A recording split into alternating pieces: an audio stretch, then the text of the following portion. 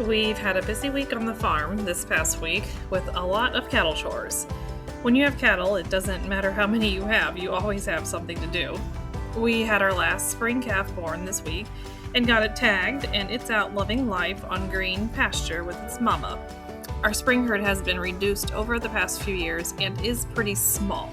However, we also did our spring breeding this weekend, and our spring herd will almost double once they all begin having their calves next February. We breed mainly through AI, and when cattle farmers and ranchers use the term AI, we mean artificial insemination and not artificial intelligence. Artificial insemination with cattle is exactly as it says. We inseminate the cows without an actual bull. The reason cattle farmers use AI goes really, really deep. So I'm going to give the simplest reason why. Buying an actual bull is usually quite an investment, and what usually happens is after he's bred the cows for a few years and has a few years of his own calves, the farmer is probably going to want to keep some of those heifers back to keep in the herd. The issue then becomes that the bull cannot breed those heifers because he sired them or fathered them. It doesn't make sense to sell the bull and buy a new one just to breed a few heifers when that bull still has 50 cows that he can breed. So what AI does or allows is it allows you to breed your cows to multiple different bulls that aren't actually on your farm. We actually purchase the semen frozen in dry ice and stored in what's called a semen tank from beef genetic facilities or from farmers and ranchers directly from their farm. The conception rate with AI is usually around 70 to 80%, so that's a pretty good chance of getting some offspring from another bull that isn't already related to what you have. Once the cows and heifers have been through the AI process, they are then turned out with our natural service bull. If the cows did not conceive through AI, they will cycle again in 21 days, and the natural service bull should breed them with a much higher conception rate. Another cattle task crossed off the list this week was moving pastures. We try to do rotational grazing to the best of our ability currently.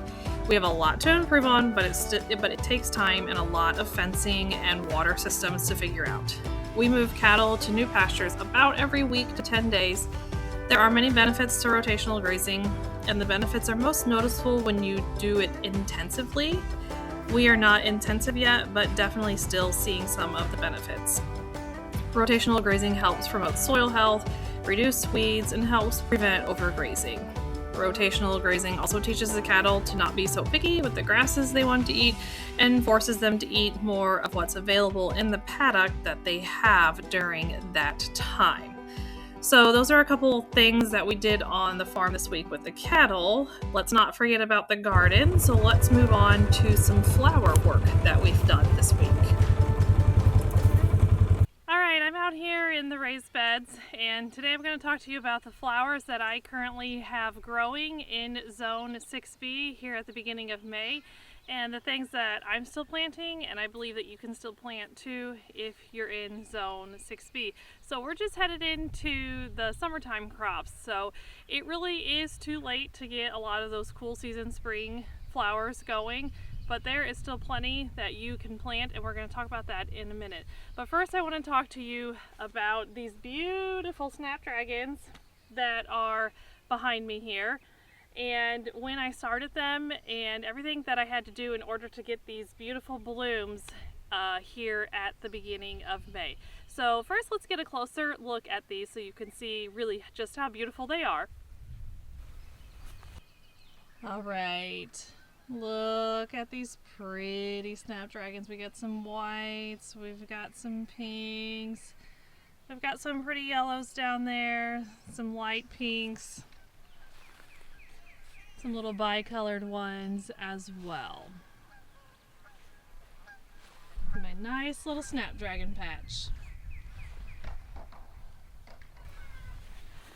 Alright, so the important thing with snapdragons is getting them started early enough. I believe I started these about January 10th, January 12th. That's usually when I start my snapdragons. And normally they are inside under the grow light until about the end of February, maybe beginning of March, where I feel comfortable planting them outside. In the past, we have not had any type of protection for them outside.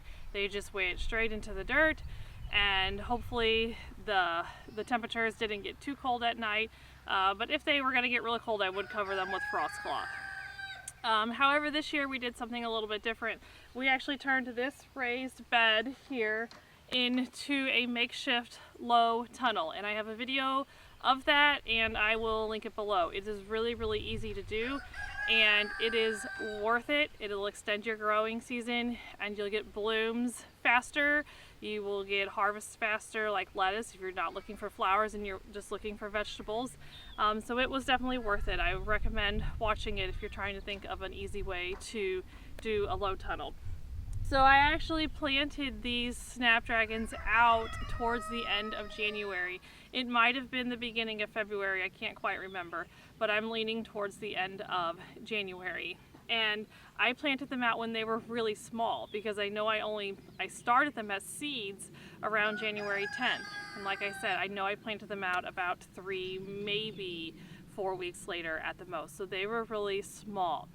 And they went straight into the low tunnel. The ground was already somewhat warm because I had the plastic on for a while, and they just really took off and really started growing well. We had one major freeze in March, which was, it's not unusual to have freezing in March, but this was major. Like, it was down into the teens, and it was towards the end, towards later March. So we did go ahead and do some frost cloth on them, and we actually put a heat lamp in the low tunnel as well. And they all made it through. They look like absolute champs. So the important thing with snapdragons, in order to get those early blooms, is you have to get them started under the grow light early. This coming year, I plan on starting these in December and actually planting them out in early January. I'm even going to shoot for some earlier blooms. I'm wanting some blooms in first part to middle of April. All of these started blooming about the middle of April to the end of April. So I'm even going to try to get a little bit earlier than that. So you need to start them indoors early and you need to get them outside early. But you need a way to cover them. It's important that they have to be covered if you get those really, really cold freezes. Snapdragons can handle a lot of cold weather. I will not cover them if it's in the 20s. I'm like, you know what, you're just gonna have to deal with it, and they're probably gonna do okay. But if we get down to, say, like 22 or lower, then I'll start covering. But yeah, so these are beautiful, they're worth it. They're one of my favorite flowers. Let's see what else we have growing. Over here I have a few volunteer bachelor buttons going. I was actually going to not do bachelor buttons at all this year. They just spread and get kind of crazy. But these all just seeded themselves over the winter, and I pulled a bunch of them out. See, I've got a bunch getting ready to bloom too. But I just didn't have the heart to pull them all out. So we do have some bachelor buttons that, as long as they keep blooming, I should be able to use some for bouquets. And then here is this yarrow. Yarrow is really beautiful. Really can't show you how beautiful it is until it matures and starts blooming. And then in this empty space over here, I've got some dahlias. And let's see if we can find it. That's one right there that's starting to come up. So let's head to the ground garden over there and talk about what we have going there. Alright, this is what I call the ground garden area. We did some landscape fabric here to help with the weeds this year, and everything on the landscape fabric is flowers. So one of our goals on our farm is to do some cut flower bouquets that we can sell, and we're trying to slowly work up to that goal. This is the year that I did plant a lot more flowers than I normally do, hoping that we can really reach that goal. So let's talk about what we have here. So right where I'm standing, there's 3 rows, and they're all dahlias. They're kind of in different stages. Some of them I planted as cuttings, some of them I planted as tubers that I was taking the cuttings off of, and so a lot of them are up. There's 1, 2, 3, 4, 5, 6, 7. There's like 8 or 9 that are actually up out of the ground. But everything else just got planted about 5 days ago. I think I did about 20 tubers, counting all of my cuttings. I have about 30 to 40 tubers that are in the ground. I'm really, really, really hoping that they grow and do well. 2 years ago I had really good success with dahlias. Last year was really heartbreaking. I ordered a bunch and I did a lot of cuttings and I planted a lot, and we had a major issue with corn borer, and it bored through almost all of the dahlia stalks and just absolutely decimated them. I was so disappointed. It was heartbreaking. So it was really hard for me this year to spend the money and do this again. Knowing that the corn borer does overwinter in stalks, we tried to get rid of the debris as much as we could. So I'm just praying that we have a better year than last year. So let's see what else we have going. Before that, actually, if you have not planted dahlias yet, you still have time in zone 6B. I planted some, I actually planted too early about 3 or 4 weeks ago, and I had some rot in the ground.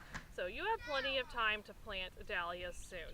I think starting dahlias in the ground early is a little controversial. I feel like people are really jumping to it and starting them earlier and earlier, and we're having a lot of rot. I feel like in the flower world it's kind of that race to the first bloom, but I think we just need to exercise some patience on some of these crops. Alright, and the very last things that we have squeezed in here, I've got some gomphrena over here in the raised bed. I just did a few plants. That's them right here. I did try direct seeding in this area right here. I did try direct seeding some celosia.